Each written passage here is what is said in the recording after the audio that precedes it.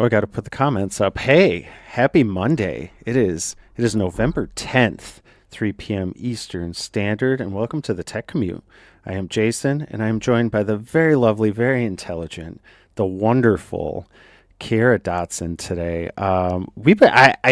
I've been trying to make this happen for a while. You've been on my radar, and I don't even know how we like cross paths online, but we made it, and then we actually got to meet IRL, which I thought was awesome. You have such an energy about you. It was super fun to meet you. So I was very excited we got to connect at Commit Your Code. Shout out Danny Thompson and his wonderful conference down there in Plano. It's not Dallas. Don't say Dallas. If you do not live down there, it is like they do. It is Plano. Get it right. But without further ado, why don't you introduce yourself? Yes. First of all, thank you for having me on here. Super excited. I love y'all's weekly shows. It's amazing. But I am Kierra Dotson, aka the Data Conversationalist. Currently an AI engineer, but I cover all things data and AI. I make a lot of content, videos on this, demystifying complex topics and making it just relatable for the average everyday person to understand, as well as doing, as of now, keynote speaking, regular speaking, lots of podcasts, yeah, whatever it is, I'm there when it comes to making content and to help people with getting into tech, especially with data and AI. I love it. Well, welcome. Thank you for being here. We've got Bree in the chat. You and Bree have a very interesting, kind of a toxic relationship at this point. You guys seem to have bad luck at conferences. I don't know if you two should hang out anymore. Oh no, that's the homie. So we actually went to school together in UT Austin. She graduated a Awesome. couple of years after me, which is funny. We like fell off just from the radar of each other for a while, but then like the past couple of years or so, we just started talking to each other more, and now we're actually able to go to conferences together and like see each other there, which is funny because we live in the same city, but we never meet with each other here. It's always at some Yeah. other. Cities are big like that. You know, you can be again in that same sort of orbit as someone and only meet at those types of events. So I get that. Let's take it back a little bit. Let's talk about your start in tech. Where was that first like hello world moment for you where you kind of decided that this was something that you wanted to pursue? Yes. So this started all the way back in high school, trying to Mm, figure out what I'm going to do once I graduate. I didn't have a lot of, college educated folks in my family, but I did have a decent amount of friends because I was in AP classes who did have parents with college degrees. mm, I remember my childhood best friend at the time just seeing her mom open up her bank account. I wasn't snooping. I just happened to glance over, and there was a ridiculously large amount in that account that I never thought was possible. I was like, and mind you, it wasn't even a savings account. So I was yeah. like, how does one have this casually in their account? But I knew that her father was a petroleum engineer. So from there, I Mm. was like, I need to figure out what's going on with engineering. So from there, I did like a Google search of like top paying degrees, and it said computer science. And from there, I was like, oh, so this is just like opening apps for people at the app store, like the old people. Boy, was I for a rude awakening. But that's how I was able to select my major. It was also one of the ones you don't need a master's degree to obtain like an exorbitant salary or like Mm. graduate salary. So I decided to stick with that, and that's when I went to UT Austin, one of the best computer science schools in the nation, in the world, and it was also a public Texas school. So I was just like, why not? So I got in by grace of being in like the top seven in my high school. So yeah.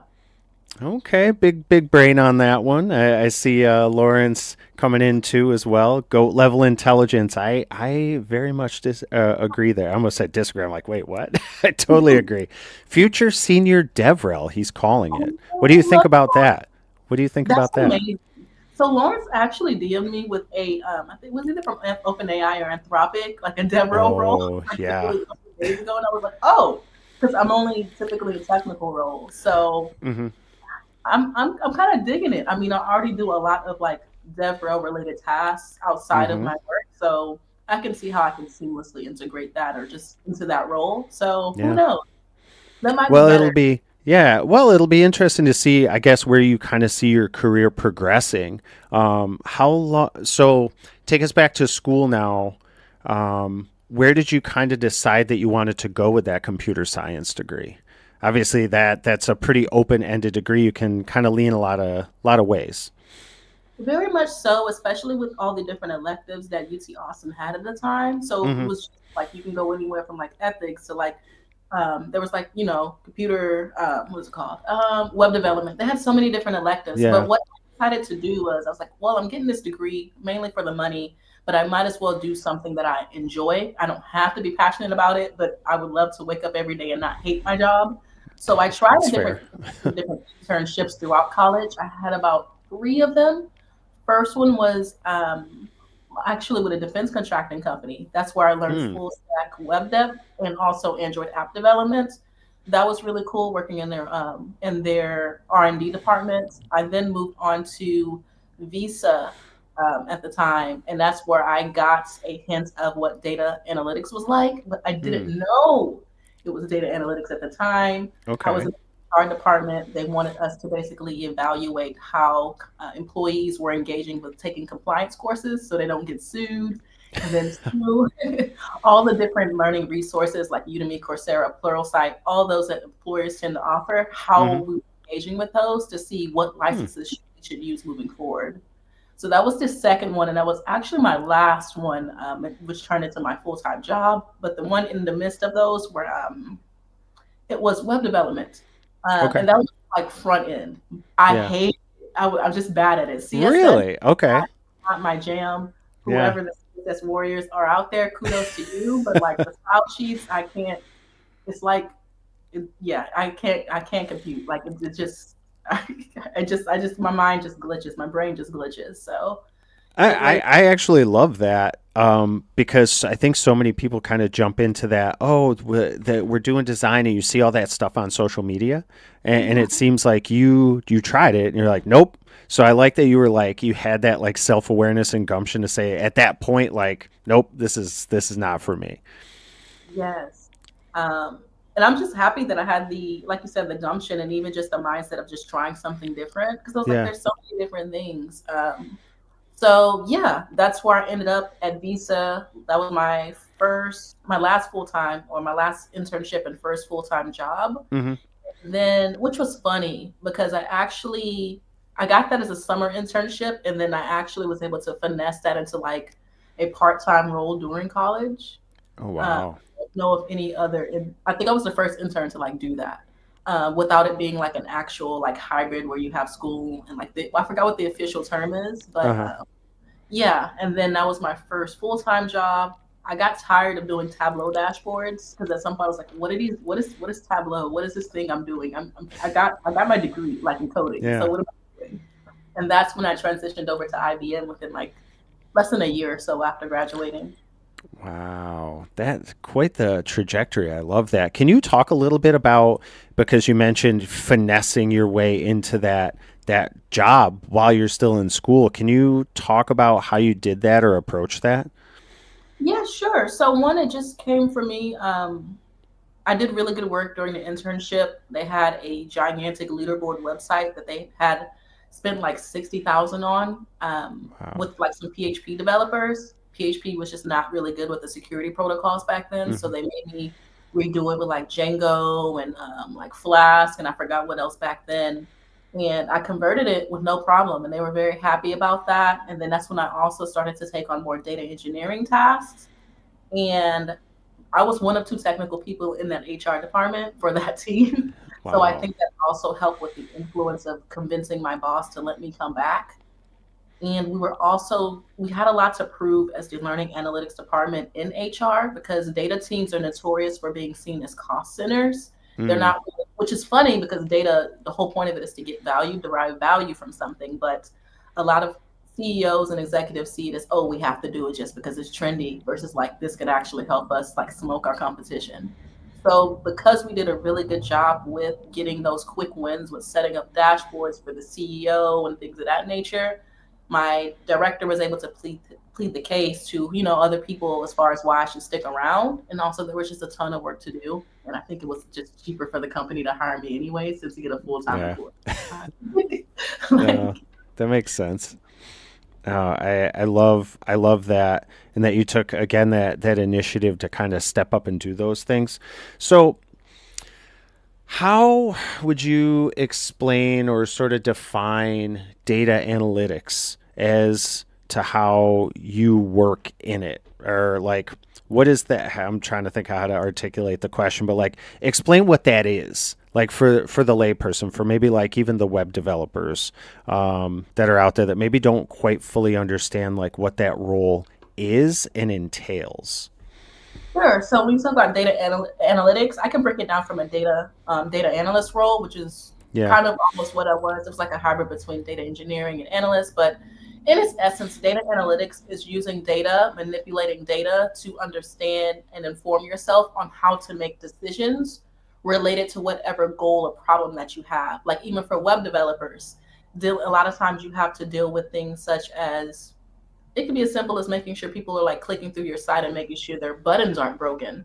If you Mm, have some analytics on the back end to track like what's being broken, click through, and all of that, that can help you to understand what buttons to fix, what are the highest priorities for fixing, for improvements on your site, things such as security issues and things you need to strengthen. There's always some type of data related to your role that you can use to help you. It just might not be as at the forefront based off of what we're typically, used to seeing. hmm. But data is what helps you to improve in your role, in your department, in the company as a whole. So what keeps you interested in that? Like what is it about that that really kind of excites you? The way you talk about it, like you're very passionate about it. So what is it about it that keeps you like into it? But mainly because I think it's a really great field to be in if you get bored easily. Because again, there's always something to solve, always something to improve with your business, with your role, what's ever going on. And I'm the type of person who actually is pretty like customer facing. And I think that's what helped me to stand out too when I go for these roles.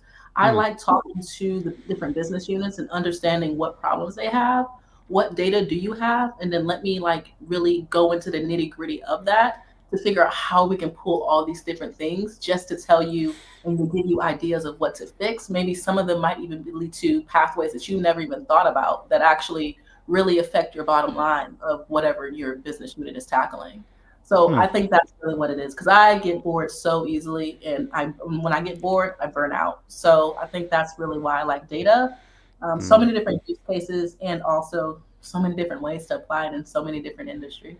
It totally seems like there is, and I think that that's one of those sort of nuanced parts of tech where that is something that isn't industry specific. You know, Right. like you said, data's sort of everywhere. So a lot of these skills, I feel like could transfer. Problem solving. You seem like you really have that problem solving skill. What are maybe some other skills that you bring to the table that other people might possess that would qualify them for these types of roles? Funny enough, a lot of the soft skills are required to succeed in a data role, especially as you climb the ranks. Hmm. And especially when we're in a time where education is commoditized in the sense that you can easily go on YouTube or somewhere and learn how to pick up some like SQL skills or whatever. So, one, it's business acumen. I like to really go in and Mm, understand the depths of what moves the business, what are the drivers there, what are the top trends and issues and pain points, which are things you pick up from, whatever latest industry magazines, newsletters, articles, things of that nature. The other one is communication. And that one's the one that is actually the most underrated skill, being able mm, to talk to other people and employ emotional intelligence to understand what they need and also help them to understand that you are a collaborator versus trying to take over and like power through them to just serve them data or anything like that. Because again, data teams, we tend to be the underdog. We have to prove ourselves. And with that comes us having to go above and beyond just to help people to feel comfortable with us and understand that we are there to be in service of others versus there to just like potentially automate them out their job or something like that. So whew, that one, then the last one, what else was that? Systems thinking. Systems thinking, critical thinking, those are so important. A lot of, and I say that because you can look at some data, I can look at the same data, and we can both come to different conclusions, but we mm. might also be both correct. And that's the cool thing about it because data is so subjective in that way, which is funny because we're dealing with a bunch of facts, but it's just all about the creativity behind how you think about those facts. So that and oh, my systems thinking. That one was understanding if you manipulate one thing, how does that affect the entire chain? Will this Mm. cause something else to blow up? Will it also accelerate something else? So, Wow, man, I swear I could listen to you talk all day. You're just so articulate. It's amazing. It's so interesting to listen to. Um, so you mentioned like customer facing and again soft skills. And you talk about communication. Where did you sort of work on that? Again, that's not just something that some people are inherently born with, and then understanding like the technical terms and everything. Was that ever something that kind of intimidated you initially getting into some of these situations?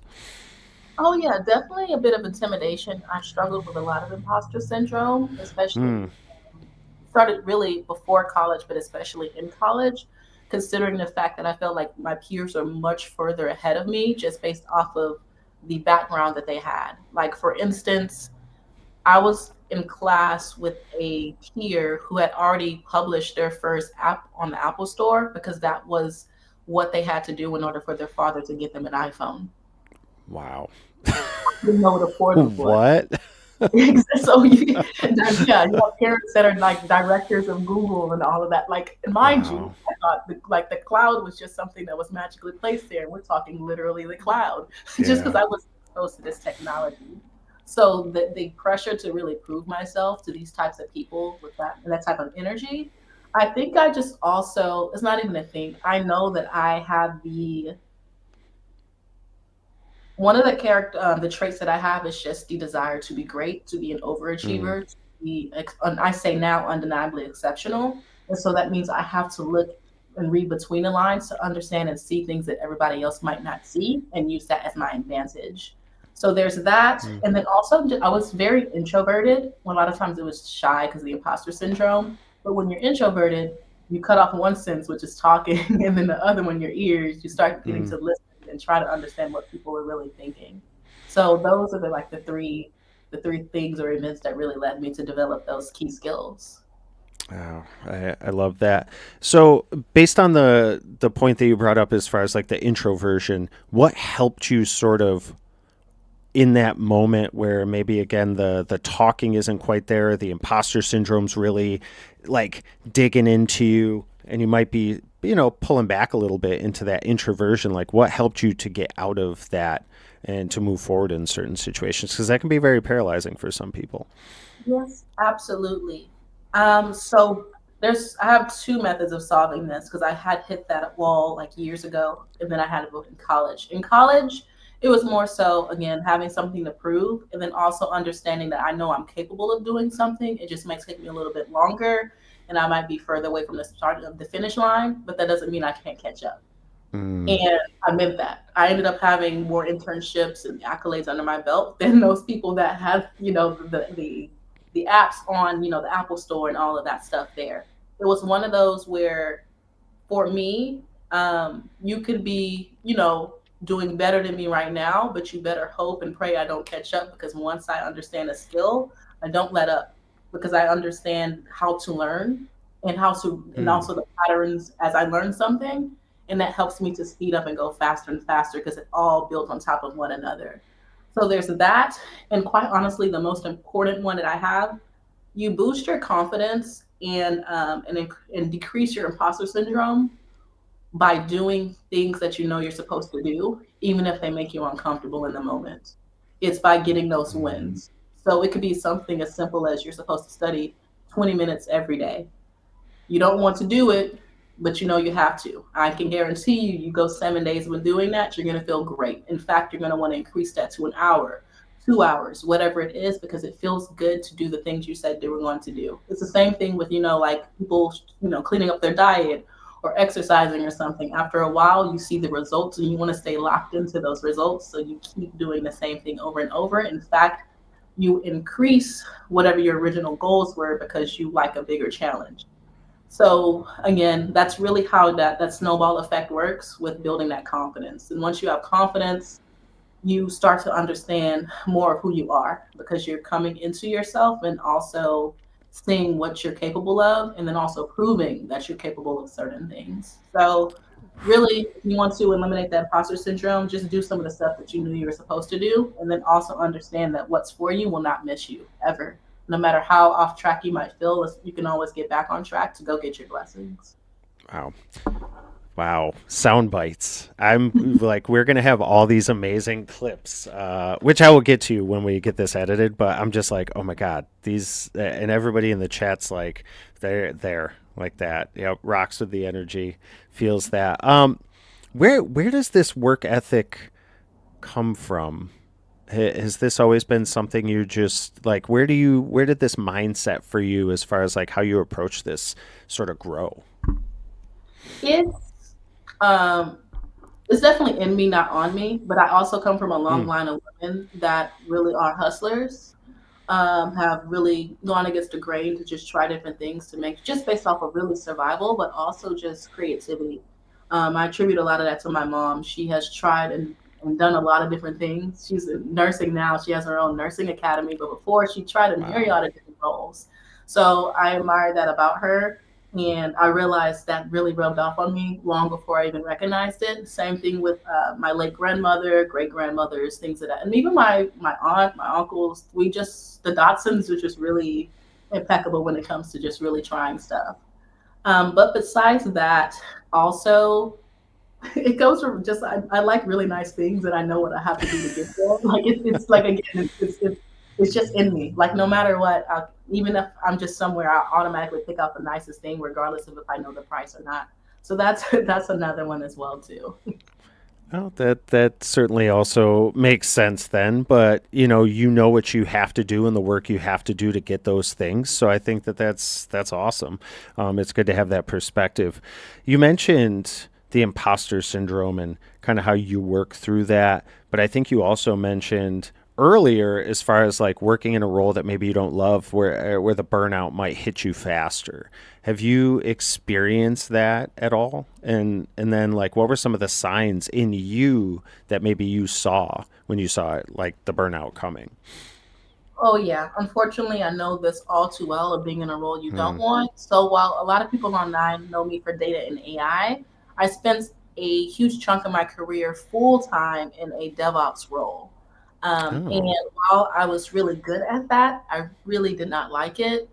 It just wasn't for me. It wasn't my calling. I got really bored. And again, once I get bored, I can tell in the sense of I'm not eager to learn. Like Yeah. I was much better at keeping up with industry practices for data than I was for data for DevOps. Like you could ask me these same questions in regards to DevOps, and I just be like, I don't know, you know. Also my work ethic when it came to that role wasn't that great either. I would get Hmm. stuff as I needed to on time, but I wasn't going above and beyond, nor did I even care to. Yeah. And that's completely opposite of like who I am as a person, and that's how I knew I was burnt out because Sure. average is not it's not synonymous with Kierra. It's not ever supposed to be that way. So as soon as I start feeling that, I know that I need to redirect. And I chose to redirect in one of the toughest times. I was actually on a run during the pandemic, but I had a lot of imposter syndrome. There was an issue with where I had a contract with another company as a data architect, was supposed to join them full time, hopefully even taking over the director's role because he was leaving to take a month long or a year long cruise like over the world. Wow. I Okay. had a really the person that was supposed to interview me just really got off to the weirdest start, and I think maybe they had some animosity with me despite me never knowing them. They essentially Hmm. told me I wasn't a real data architect, I was a data modeler, which was interesting because I was hired in for the role as a data architect, like in their HR system. And that really caught Interesting. me off guard because I just Yeah. wasn't expecting to be approached like that, especially considering I already had like half a year of rapport with these people. So that while I tried to brush it off, it just stuck with me for the longest Hmm. time. And so I just stayed in my current role. I was like, I'm safe. I don't have to interview anywhere else. I'm not happy, but it's fine, pays the bills, take care of the family, whatever. And it wasn't until recently I decided to say, you know what, let me just go for an AI role. But again, what's for you is not supposed to miss you. I thought I was going to have to interview externally. I actually got a job, another role internally, and it turned out to be better than the AI engineering roles I was looking for at the time. So Yeah. Wow. Well, it worked out. I guess sometimes too, when you open up opportunities, other ones sort of also can gravitate to that, or maybe again if you keep your options open. Well, that's fantastic. How did you? How did that affect you as far as like the burnout in that moment, like personally? I mean, obviously professionally, you felt like you were just checking boxes, but like, how did you internalize that burnout? Yeah, it definitely shows up physically and outside of work. I know that I was feeling very tired, a lot of brain fog just from feeling like out of place at work. Mm-hmm. I know I spent a lot of time doom scrolling as well too, which Mm, is, I mean, don't get me wrong, it's kind of not normal at this point, but the level at which I was doing it was really crazy. I wasn't really putting out any content even for data and AI just because I was just feeling so off center. I just didn't know what was going on. Trying to catch my stride again. I was like, I don't know what's next for me. I don't really even know mm, where I should in this ecosystem anymore. It was just a really, really rough time where I kind of felt out of my own body. I didn't really even know kind of who I was. And that's just because I let mm. myself sit in that burnout for so long. And yeah, I don't ever want to get to that place again. So it definitely shows in other ways outside of work when you're not having a good time. Oh, I totally agree. I think a lot of people kind of feel that way. So when you sort of hit that bottom, what what was the catalyst to like push you back out, especially with content too? I kind of do want to pivot into the content creation because I think that that's something really big. That and your content's amazing, but like when you sort of hit that rut where you were hitting the creation block, like what was the switch that got you back into it? Honestly, I would say about a year ago, I guess now like almost a year and a half ago, there were some like reorgs and like moving of people around the organization I was in at Mm-hmm. IBM. And it essentially called for managers to pick like the worst person on the team and almost like flag them, not to put them on a pip, but to flag them. And which was Yeah. really interesting because all of our team we were very good. Even when we were not highly performant, we're good. I was still hitting on my marks, still accomplishing things, but I was just the low hanging fruit. I was not as performant as all the other people on the team. Hmm. So that caused me to get, I was flagged, and then I had to go and get into another group, still doing a lot of cloud DevOps stuff, but it was more so for Kubernetes, which was even worse. Oh. Yeah, very good at very very good at it. It just was not my cup of tea. And at Yeah. first I was like, no, this is gonna be fine. You get to learn more about manual Kubernetes before you were learning about cloud managed Kubernetes. It's gonna be fine. Things were not fine. I ended up still being very good, was one of the fastest onboarders on the team, but mentally I checked out much faster. And that was really it. I was like, I went from what I thought was like the worst to even worse, even more worse. So I was just like, okay, well, what do you want to do? First, I had to realize like I'm capable. There's never been a time where I haven't done anything I said I was going to do in the grand scheme of things. I have been notorious in proving myself even when in the toughest situations. So I really had to build my self esteem up in that manner and just reflect on who the heck I am.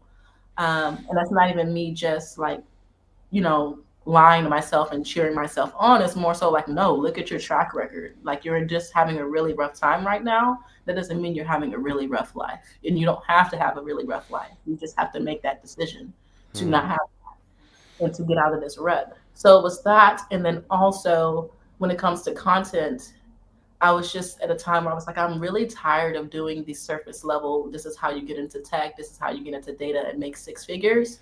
It just wasn't me. It was great. I love helping people to get in, but I was noticing there aren't many, like, especially, Black people, Black women that are seniors getting into director Mm. of that nature. And while I am more so at the senior level, and not the director level, I aspire to do that. I aspire to be there. So I was just like, what can I do to help people stay in? Because getting in is like the easiest part once you're in.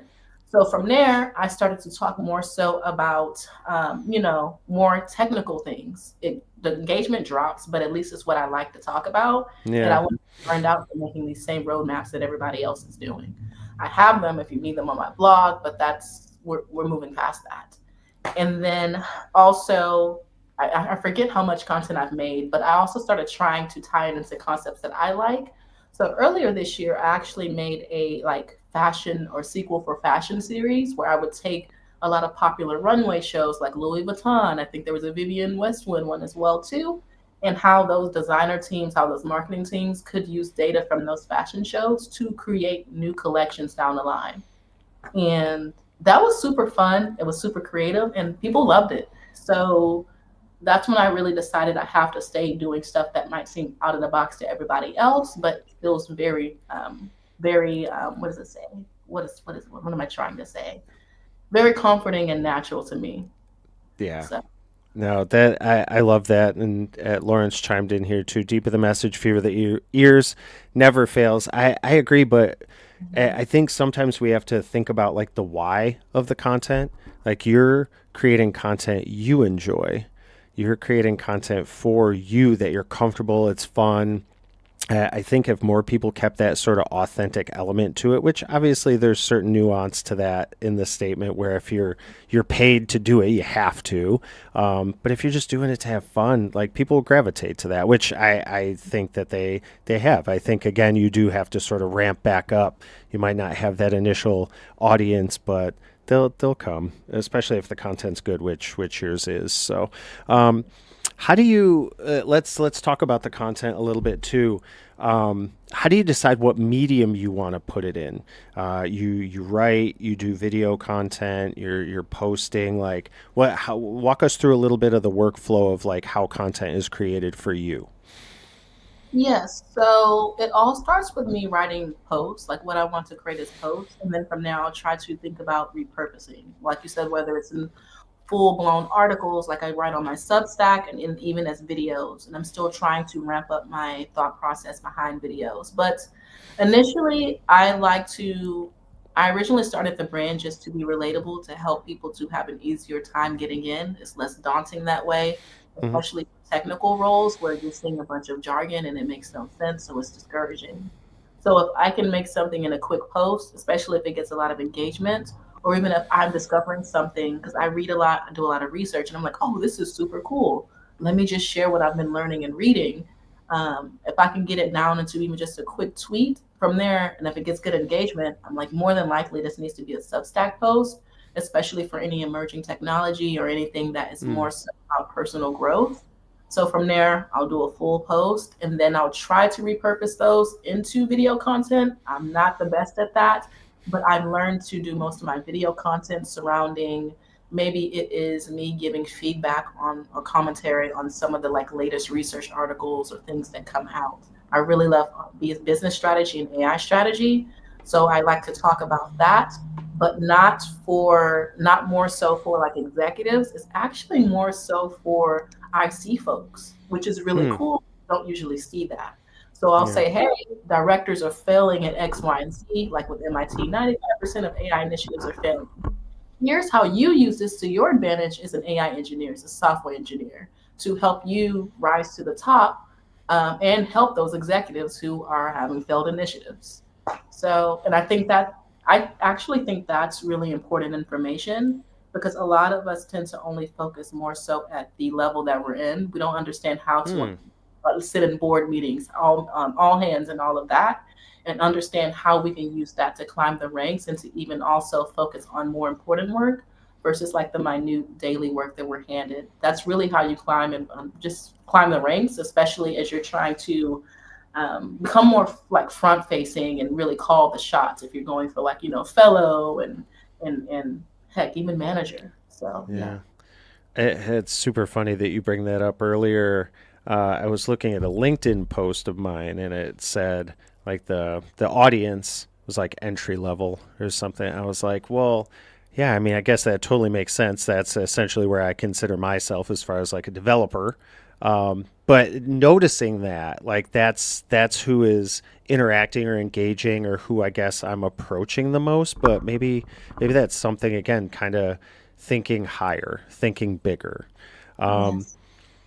who, as far as like, who would you say in your audience? Because you mentioned, not seeing a lot of representation of people like yourself in those higher levels and wanting to get to that level. Like, who would that be able to help when you get there? Are you hoping that that's going to be kind of inspiring other people? And what can you do with that when you get there? Yes, so I'm hoping that it inspires other people, but at the same time, I try to strategize my content to where it hits many different levels. Mm, mm-hmm. So it's beginner friendly enough to where the beginners can get a grasp of it, but it's more so for men and senior engineers, but Yeah. also executives. By the way, if you need somebody, I could also come up because I'm talking about this, and you can also see how good I'd be at leadership based off of how I'm breaking it down for my Mm, and things of that nature. So, I mean, it's really just hitting for everybody, but I'm really hoping at some point my goal is to become an AI strategist, also, director level, VP level. So just it's just really getting as many eyes on me because the more eyes you have, the more opportunities that can float and gravitate towards you. If that answers the question, I don't no, have absolutely. one specific person in mind right now Yeah. because I'm still trying to figure out like who are my invisible mentors at the level that I'm trying to get Mm. to, but especially that look like me. But I'm getting there. No, I love that answer. Speaking of mentors, who do you sort of look up to? Who do you see as sort of a guide or somebody that you're like, I could see myself doing that? Yeah, sure. I mean, I guess we're at peers at this point, but Nana, I love Nana Oh Doyen. yeah, yeah.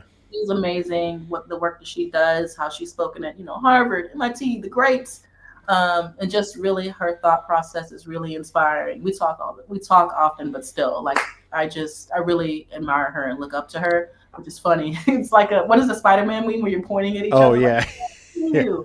Lawrence, I really appreciate him as well because he is very I hate saying the word humble because I don't like the definition of it, but in this sense, he's very down to earth. I will say that. Oh yeah, Very there you go. inspiring. His demeanor is very calming, and I really appreciate that about him as well. So thank you Yeah. for watching, Lawrence. Simone, my homegirl, Oh Bees. I yep, really yep. she's a go getter as well too. Might not exactly be in the same like lane, and that's the funny thing about my journey. I've come to understand that what I'm doing, I'm supposed to be like a pioneer at. I don't really have Mm, someone who's doing exactly what I'm doing. I haven't seen that, and that's okay. I've had to come to terms with that. But I am the type of person that will piece together from different people's journeys and get inspiration from that to figure out, ways to strengthen my strategy and kind of do what I need to do. yeah. So, yeah. Yeah. No, I agree with Lawrence too. And pulling little pieces from multiple lanes is such a smart move. But that's the thing, is all of us are pioneers of our own journeys. So really, your journey will always be a little bit nuanced. Right. Like you will always do something a little bit different, whether the path looks similar.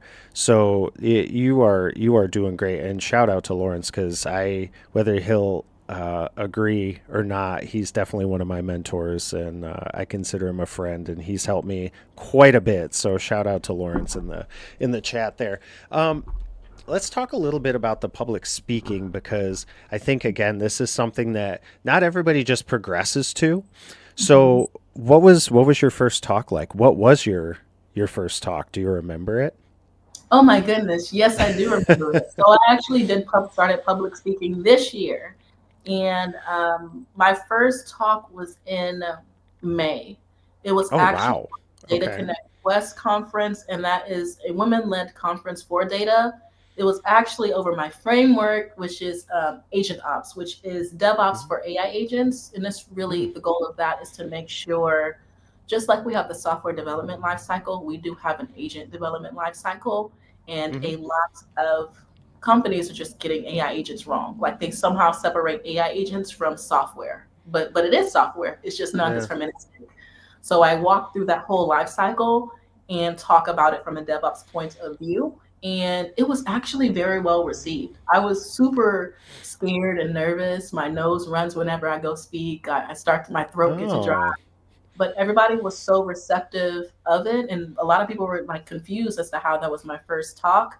I think it went really well. I was very happy because I decided to, I think for me, I was like, the best way I can get over this imposter syndrome and to have a good time is to just make it as me as possible. So I had on my cute little outfit, which is a little bit less traditional than what, the typical tech speaker, Yeah. outfit is. I decorated my slides. They're all pretty and girly. And it was a great time. I think it was 45 minutes. And I learned a lot from that. And in many different ways, not just with public speaking, but then also just how to frame what I'm thinking, even the Mm. preparation for that speech as well too, was very interesting as well. Just having to control like my learning to control like how fast I speak because I'm a fast talker. Da, da, da, da, da, da, da. Yeah, yeah. Actually slowed down so much since then. So that was my first one, and with render being like I'm literally like a few weeks afterwards. So yeah. Wow. So, okay, and scale wise, how big was like how many attendees were at your first one as opposed to render? And how do you personally prep to talk? I know everybody has a different kind of cadence or steps. I get awkwardly quiet, like I don't want to be around anybody, and I just like go. So for Yeah. me, it's very different. That's so interesting. Yes, so I believe in the crowd there were about 30 people when my first one, which Hmm. was to be kind of expected. I had at the same time the director of like AI startups at Microsoft at the Mm. time doing the same like a similar session. So I was like, okay, that's fine. But it was also a smaller conference. But to me, that's still a lot of people. Like imagine being Yeah. in a room with 30 people listening to you talk. I've never had that before. So Yeah. that was great. Also, compared to now, getting used to having 100 people more than that speak, it's really interesting. But I treat them all the same Mm. because the goal is to provide value, bring impact. So whether it's one person, heck, even a person listening and understanding half of my talk, that's great. So yeah, just similar to like I guess celebrities, because that's what it is. I treat myself like I'm a performer, like I'm actually a celebrity. That's Mm. also why I dress up. I want to make sure people are enjoying this. I don't want it to just be, oh, technical jargon, write this stuff down. I want you to have a laugh, a chuckle. Like this should feel very comfy to you. I've got a lot of inspiration from that. From Beyonce, her Cowboy Carter tour. My first time seeing her live, but I went to both shows in Houston, and that Nice. was quite the experience. And I actually spent a lot of time thinking about how can I perfect my craft to where I could like tap into like my own Beyonce mode because I want to be Mm. as how can I be as big as her, but in tech and data and AI? Because that's actually my overall goal to just become a global force in data and AI, like as big as Andrew Ng. And Andrew Ng is pretty cool and pretty big.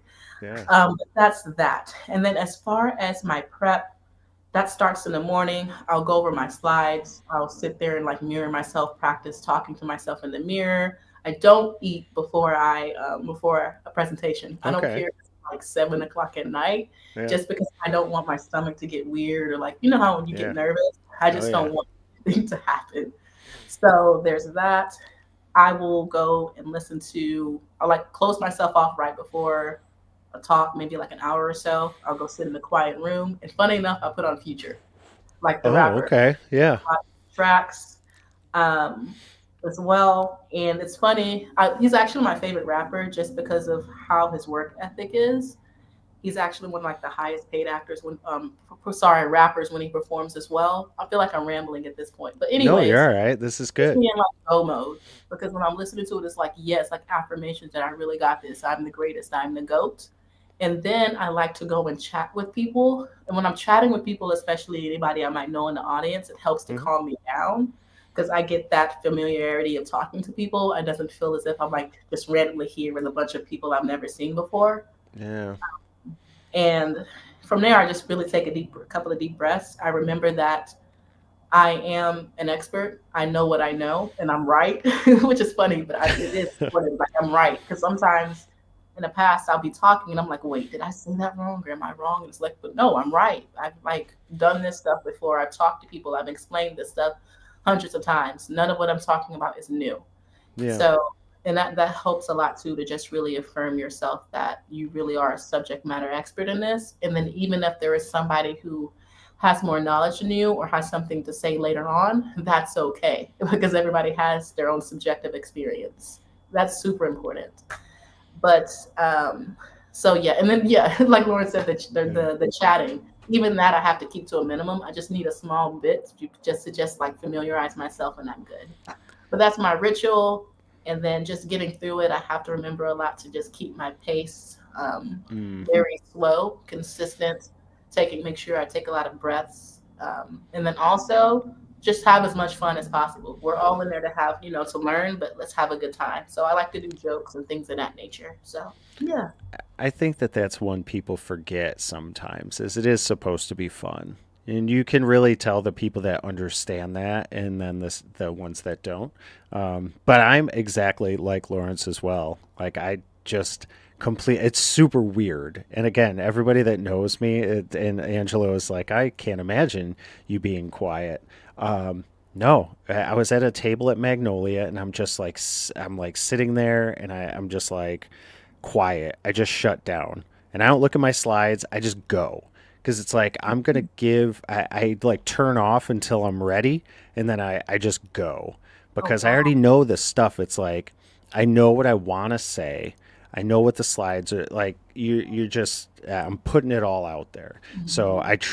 I trust the process, and so far it's been fine. But I get super nervous.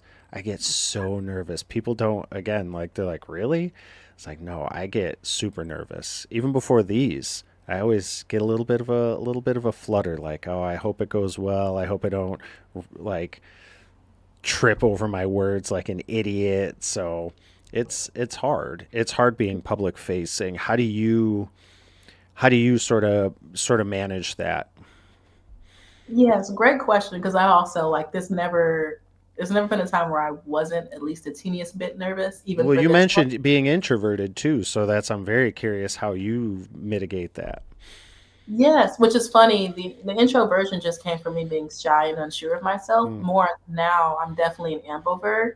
Mm. Uh, and I'm in a season where I kind of want to be more extroverted. But anywho, yes, mitigating that. Just a lot of breath work and just remembering Mm. again that I really am who I say I am. So there's no reason for me to dim myself or dim my light because when I try to do that or shy away from who I am, it just really there's a block that happens there to where Mm. maybe you will trip over your words because you're so focused on that. When in Yeah. reality, we're all human. People aren't focusing on oh man, she said this word wrong or like said this or just, something weird happened. We all have weird things happen because we're human. So I just really had Sure. to understand that. Like, oh, I tripped over my word and now and Jason wants to continue to live stream. Okay, great. I'm just say, wow, you suck and just close the laptop. So like it's funny just how those different scenarios come in my head of like what could happen. So there's that, and then just understanding people care more so about the value you can bring them and just even hearing your Mm. story. Imagine, stopping yourself from doing something when there was at least one person that really could have like changed their life from listening to you or just really their own line of thinking. And that's the most important part to me. I really love helping people, regardless of if I know it or not. Just the idea of providing that is really good because I know I've listened to so many YouTube channels, so many podcasts, so many things that have really, even if it was just one sentence, it really just sparked something in me and Hmm. completely changed what I had going on for the better. So, I think you and I agree that our favorite part of a lot of this is the end result being that we help somebody. right.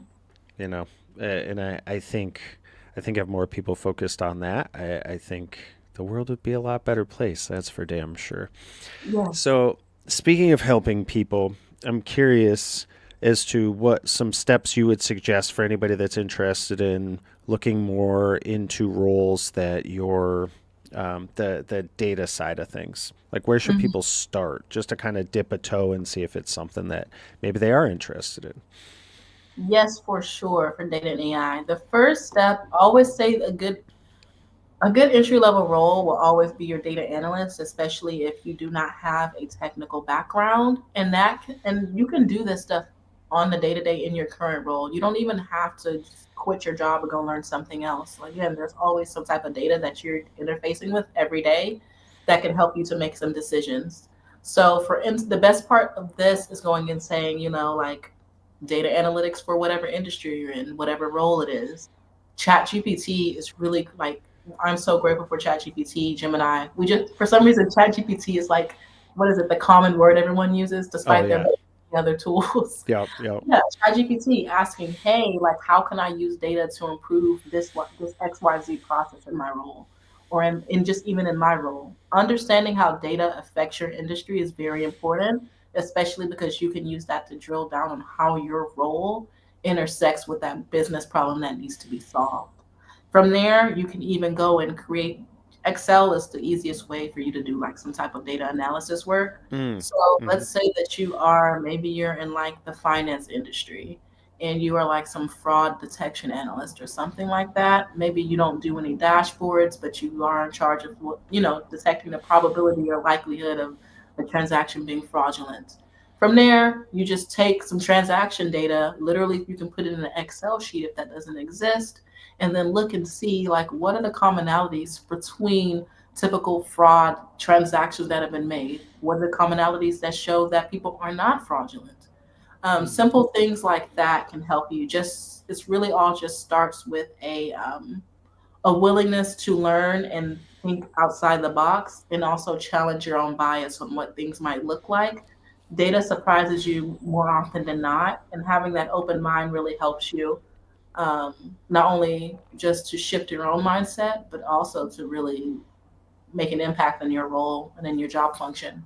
Yeah. Are you seeing a lot of roles popping up that involve this area of tech? Like Just data. yeah, yeah.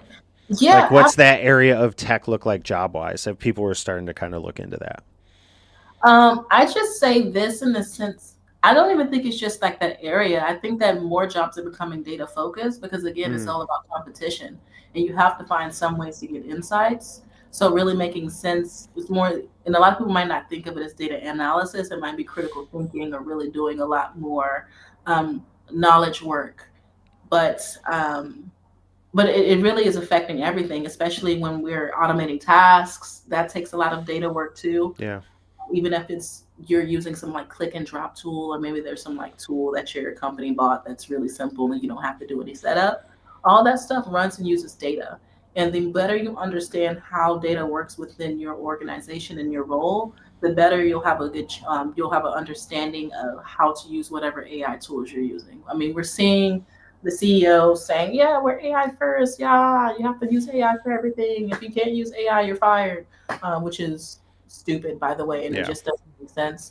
But that the way you are able to use AI and even know how to use something is by data, using data, Mm. and that all boils down to business acumen. And business acumen is just a bunch of like facts about your industry that you know, or even maybe even opinions that have a wide standing understanding or are almost taken as fact just because of how deeply they're proven and how many people believe that opinion to be true, or like the golden standard Mm. for what's Hmm. going on. Wow. Nicely said. Um, Based on our conversation here, and we've got a couple minutes left. I have a few more questions, but you operate yourself at a very high level. You're always going. You are pushing to the top to get to the top there. What sort of tools or like apps, or like what are some of the things that help you run at such a high level? You mentioned ChatGPT, Gemini. What other maybe productivity tools or anything that kind of keep you organized so that you're able to maintain this momentum?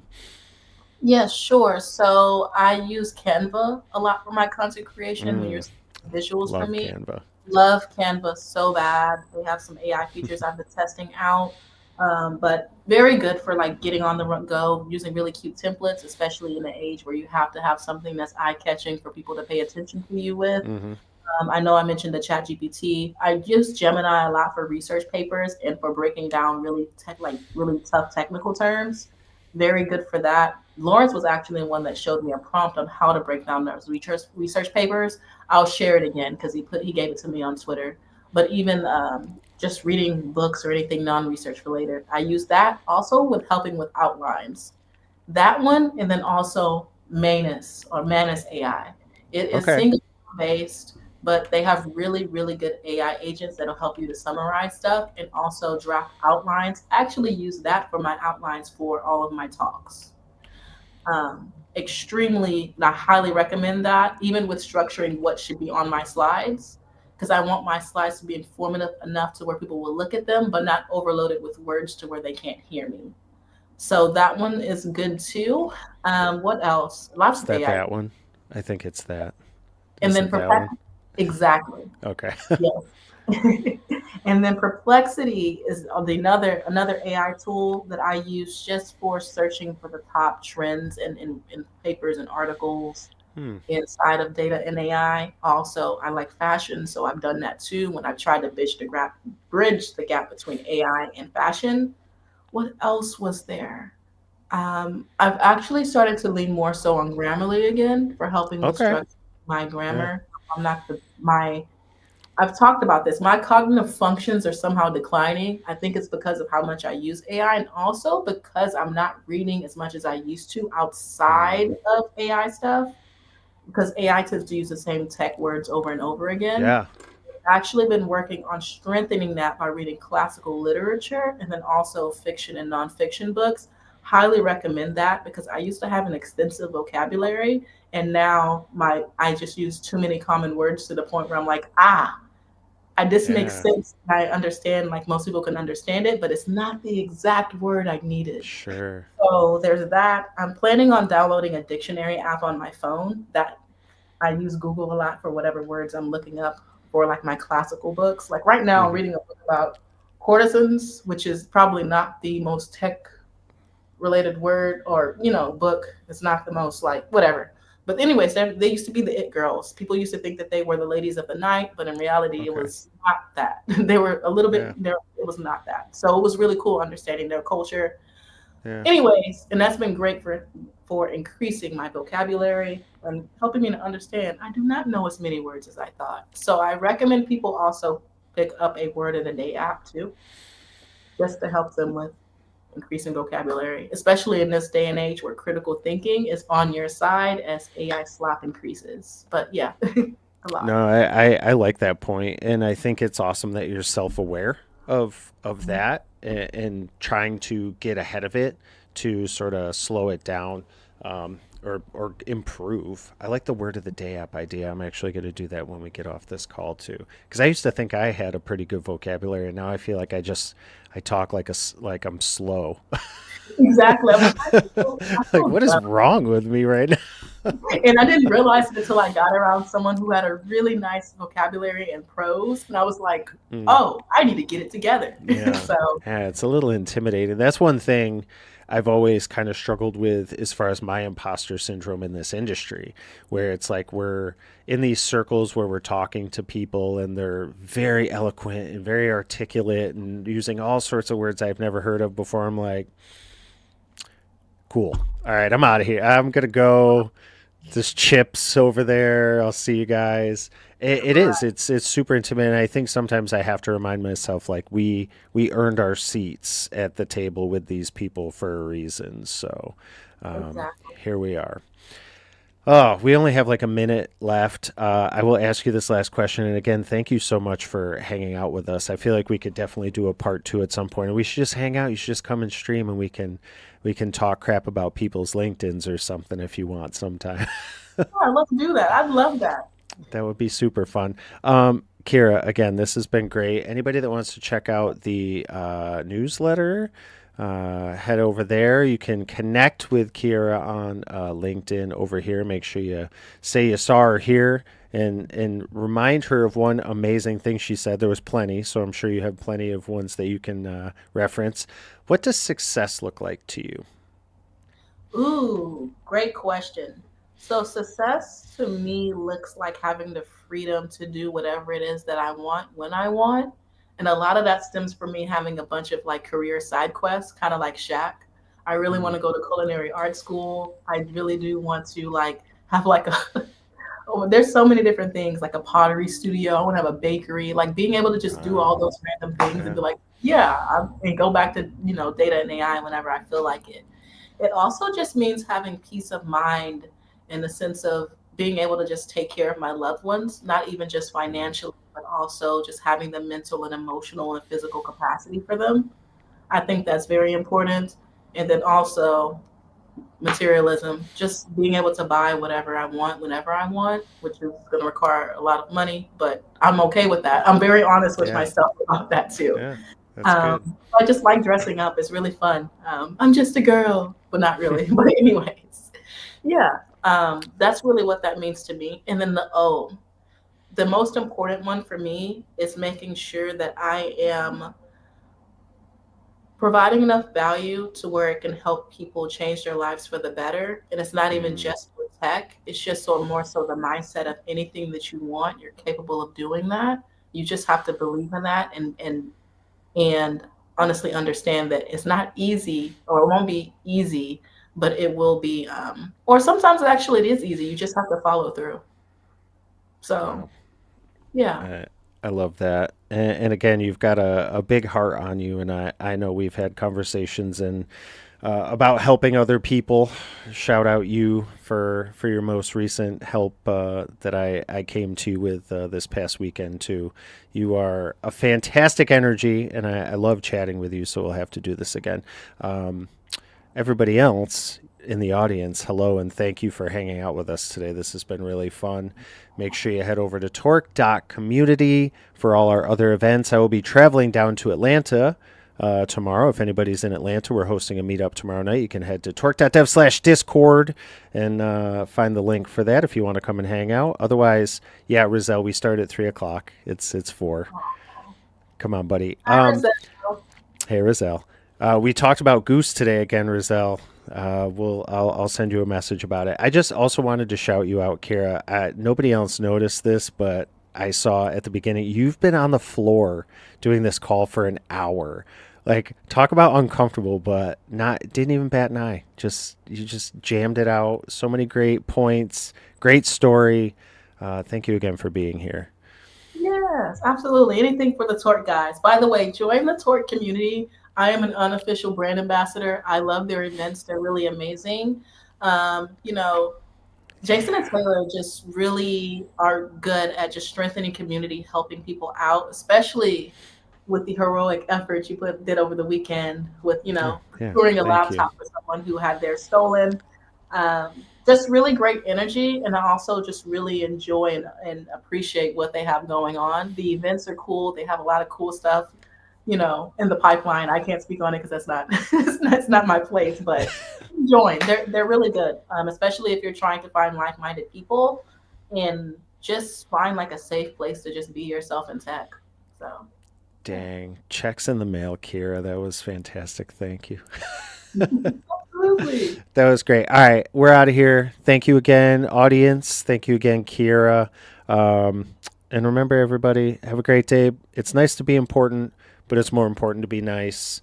We'll see you next week. Bye, everybody. Oh, yeah, I'll do that too. There you go. All right. Bye, guys.